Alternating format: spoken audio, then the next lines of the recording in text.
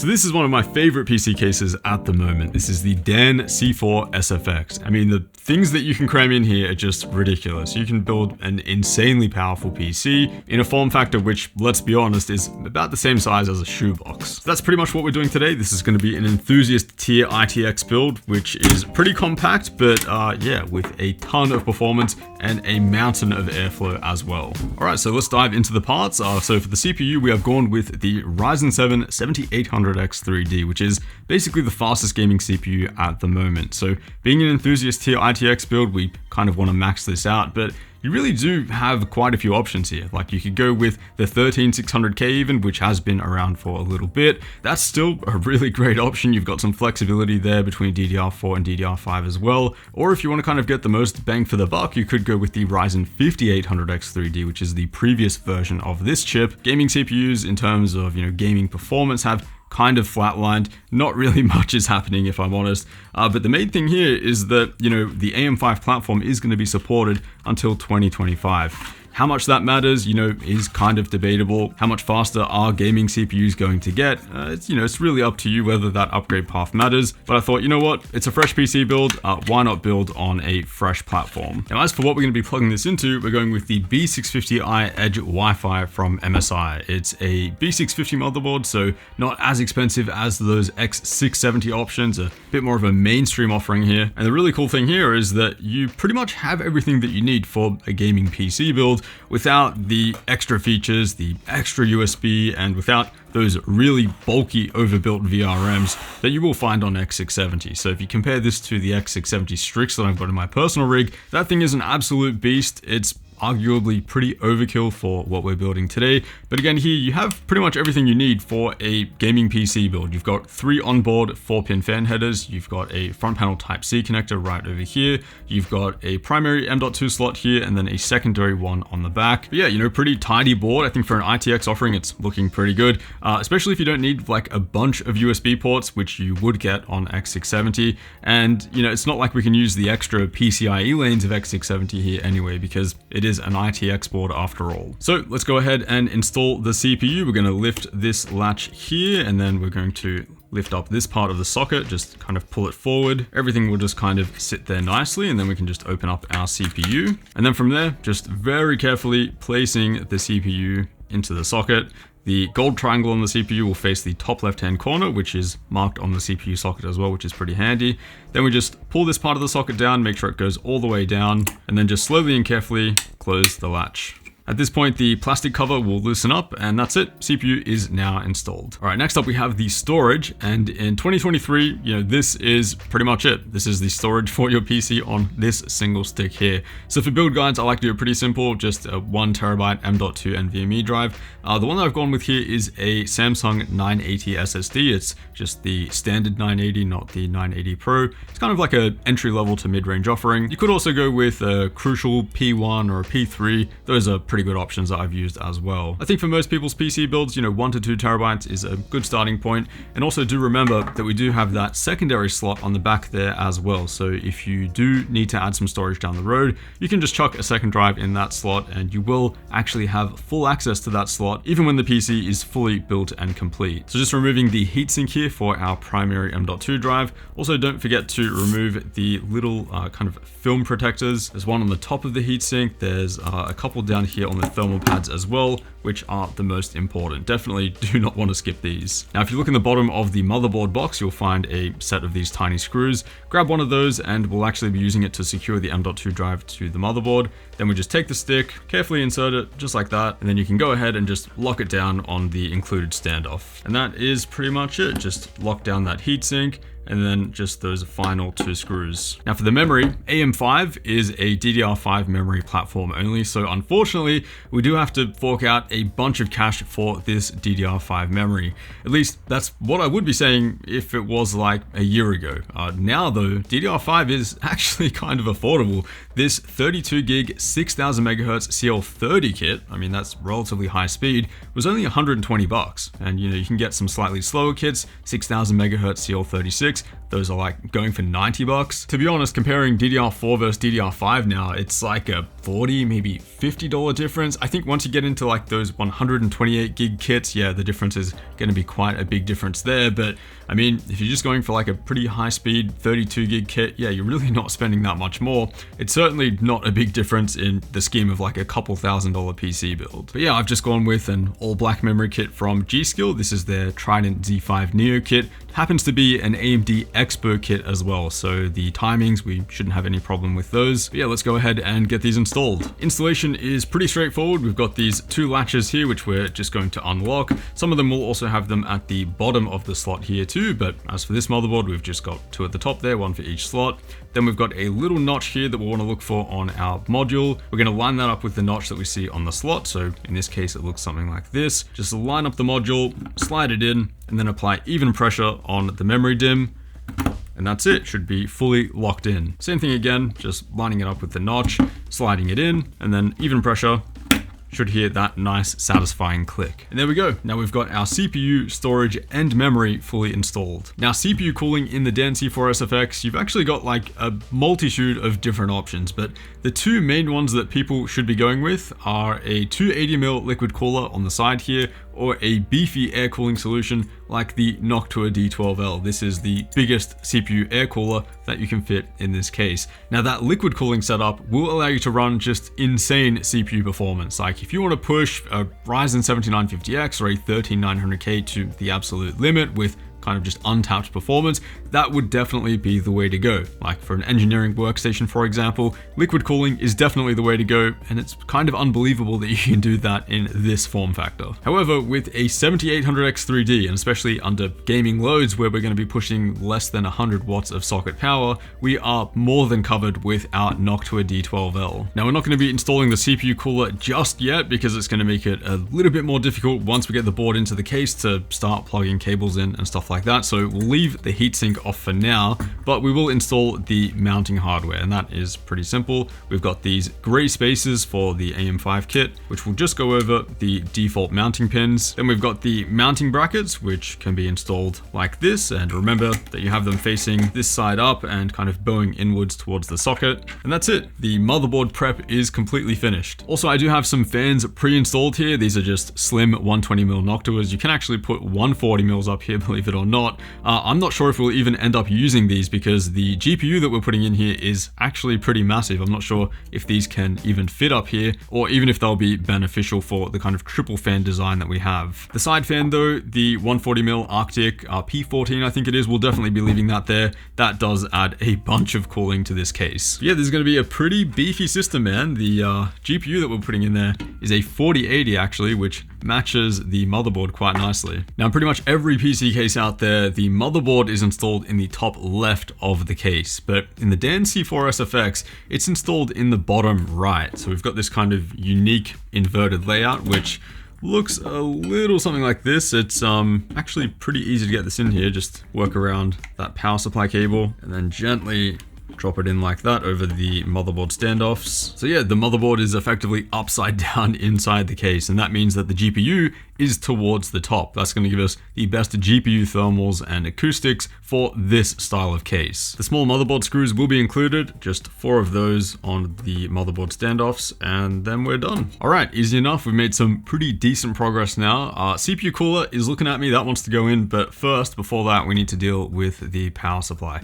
And the option that we've gone with here, I mean, if you've watched any of my high performance ITX builds, this is pretty much what we just go with. Like, it's just the standard choice. It's the Corsair SF750 Platinum. You would just imagine that by this point, using this power supply for like, what, 4 or 5 years now, that there would be like at least an 850 watt or maybe even a 1000 watt version, but no, still the 750 watt model. And I will mention the Dan C4-SFX does support larger SFX-L power supplies, which basically have the same footprint as the SFX model, which I'm holding here, but they're just a bit longer. So it's going to make cable management a little bit harder. The clearances are a lot more difficult then, but you could step up to like an 850 watt or a 1000 watt SFX-L unit. Again, though, for a single GPU setup, even with a 4090, the SF750 Platinum has proved to be just an absolute beast. Pretty neat as well. It comes with some nice sleeved cables, so you don't have to go out of your way and make custom cables unless you really want something specific. But something that I always do for the SF750 cables is just tame them a little bit with a couple of zip ties. And I swear the material is different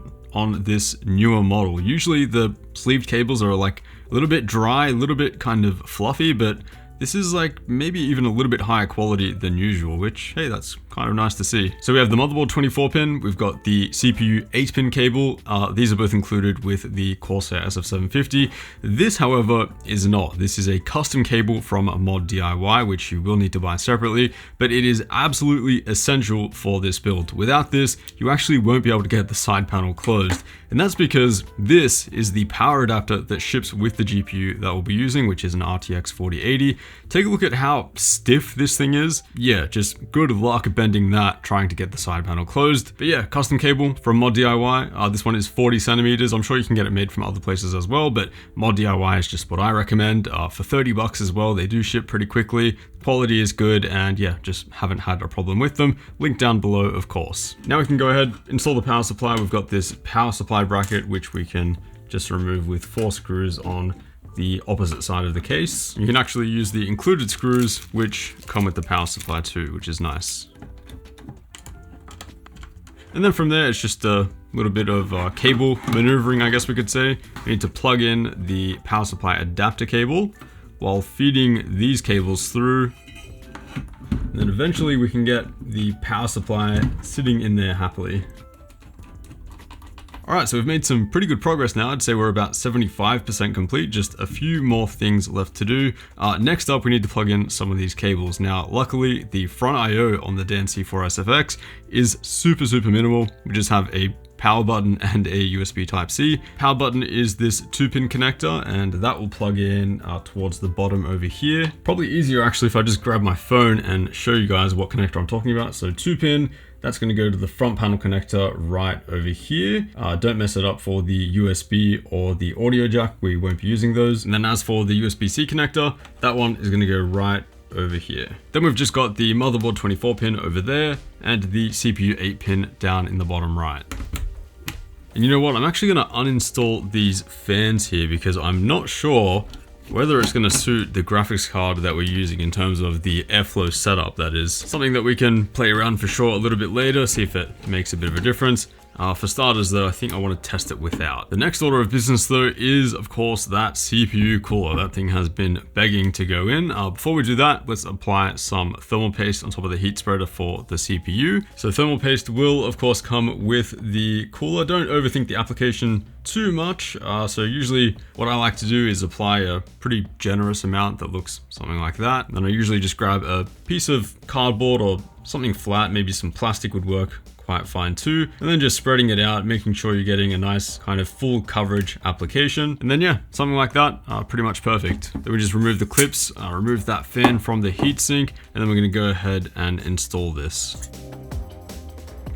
Really important that you do a couple of turns either side and get that really even kind of mounting pressure across the heat spreader rather than going through and tightening one side all the way. This way we know we're getting the maximum performance out of the cooler. We now need to put this fan back onto the heatsink, which actually is impossible if it wasn't for this cover right here. So you've got this cover on the bottom of the case, which you can actually remove, 4 screws, and then we can, yeah, go ahead and install this fan. And I'm just gonna quickly change these mounting clips around. That way we can mount it on the bigger portion of the heatsink here while still intaking air through the rear. Then pretty simple, just clip it onto the heatsink and then plug in that 4-pin connector into one of these top fan headers on the board here. All right, so this thing is really starting to come together, starting to look like an actual PC. One thing left to install, and that's the GPU. And for that, we are going with the RTX 4080. Specifically the Gaming X Trio from MSI, which just happens to be a white one which matches the motherboard. So yeah, kind of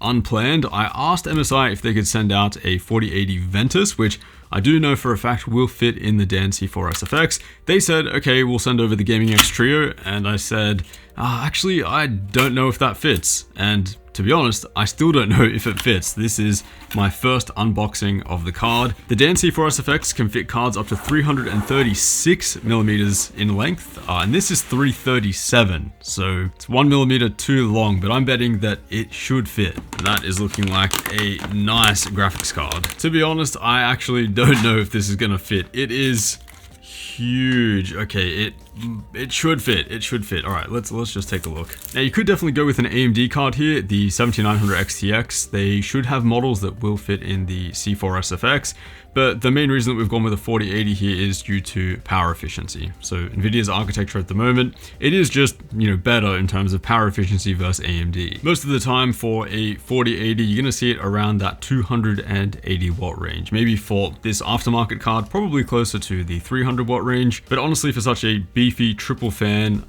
actually over triple slot design, this should have no problems cooling that at all. And it does look like it's gonna fit. Looks like it's getting caught on something. Okay, so the front IO cables, definitely need to move those out of the way because the heat pipes on the graphics card are actually touching it. All right, there we go. Locked in. And look at the fitment. I mean, that is about as close as it's ever gonna get. Let's go ahead and get this secured on the other end. And then finally, we can just go ahead, plug that right in. To be honest, you probably could go for like a 25 centimeter custom 16 pin as opposed to the 40 centimeter one that I've used here. This one is the perfect length for the Form T1, but yeah, in the Dan C4-SFX, you could definitely go with maybe like a 20-25 centimeter one. And then of course, just definitely making sure that that cable is fully seated. I've got to say, the white graphics card, I'm a big fan. I think it looks really, really good, especially with the white motherboard as well. It's by no means an all white PC build, but yeah, this kind of matching aesthetic just looks really good. And the very last thing that we need to do is install the side bracket with our exhaust fan. And this P14 from Arctic will actually do quite a bit of work here in the C4 to help reduce the temperature buildup within the case. And then we can just remove this bottom panel again and actually get that exhaust fan plugged in. And on this motherboard, we're gonna plug it directly into the one next to our CPU fan. So yeah, really happy with how this turned out. Looks super, super clean. I do actually like the white components quite a lot. Let's get this thing up and running and see how it performs.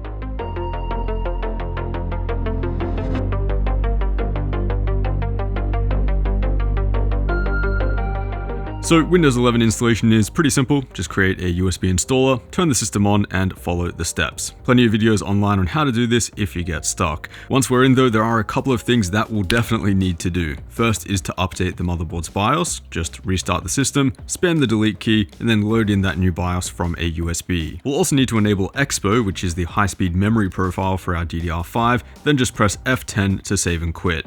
Next, we need to install the AMD chipset driver, really, really important. That way our CPU is functioning correctly and we get the max performance. You'll also want to download the latest NVIDIA graphics drivers and of course disable mouse acceleration. The very last thing that I'd recommend doing, and something that I do for every PC build out there, is downloading fan control. This is a completely free software which gives you access to all of the fans in your system and more importantly all of the temperature sources as well. So load it up, follow the normal setup, and then you can go through, label each fan, and then create your own custom fan curves. For example, I've completely disabled that tiny SSD fan, which can get a bit loud, and I've also set the side exhaust fan to start ramping up based on the GPU temperature. These are two things that you can't do within the motherboard BIOS. Man, the outfits in Cyberpunk are so interesting.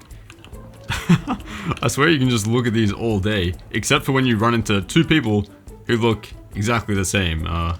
Yeah, not really sure what's going on there, but anyway, to address the performance of the PC, it's running really good. Like, pretty quiet. We've got the system running full bore now for about 45 minutes in Cyberpunk 2077. We're also running the Ray Tracing Ultra preset here at 1440p. There's no DLSS turned on, so no AI upscaling, no frame generation or anything like that. Typically, you turn those features on, you'll get higher frame rate, but you'll also kind of be cheating your way to lower power consumption, lower temperatures. It's not really an honest way of me showing you what this system is kind of capable of at full kind of GPU load. And yeah, the temperature on the GPU is really decent, under 70 degrees with the room ambient now at about 22. That's rock solid. I was honestly kind of, iffy about not putting those two slim fans at the top there, but honestly, that Gaming X Trio cooler is so massive that it just doesn't even need it. And then while we're here, we might as well just go ahead, turn on some DLSS, turn on some frame generation. Let's go ahead, turn on the path tracing mode as well, which is absolutely brutal. This guy looks so real. He looked annoyed when I walked up to him. How he's holding that burger though does not look real. Now the person who's actually going to be using this PC does actually play quite a bit of Overwatch too. And I know it's not the most intensive game, but yeah, I wanted to see what the performance was like here. Especially the CPU, which I've added the metrics for there. And I mean, that thing is barely pulling 65 watts, even at 600 FPS. GPU around 250 watts here, 65 degrees, 600 FPS locked. I mean, performance here is basically as good as it's going to get. I'll tell you what, with these IEMs in, I can't even hear the PC. Even with them out, this thing is so quiet. But yeah, CPU under 70, 4080 under 70.